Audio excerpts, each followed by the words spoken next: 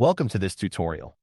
In this session, we'll show you how to build audit checklists in your audit inspection system, grouping the questions each inspection runs through so your audits stay thorough and repeatable. Let's get started. From the sidebar, navigate to Audit Inspection and click it to open the Audit Inspection dropdown. This section allows you to manage all your inspection settings. In the dropdown, navigate to System Setup. This is where you configure the building blocks the rest of the module relies on.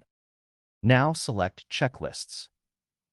The page opens with a list of the checklists you've already built, so you can review what exists before adding more.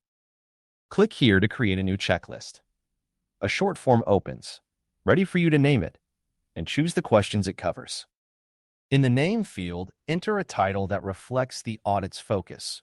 For example, IT infrastructure. A clear name makes the right checklist easy to grab when it's time to inspect. Next, click Select Questions and choose the items you want this checklist to cover. You can add several. These are the individual checks pulled together under one checklist, so pick everything relevant to this audit area.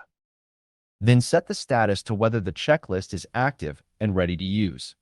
This determines whether it's live for inspections or held back for later. Now click Create to save it. Your new checklist is added to the system, ready to run in audits. And that's a wrap on checklists. You've just learned how to build a checklist, name it, and pull together the questions it covers. Thank you for watching, and we'll see you in the next tutorial as we continue setting up your audit inspection system.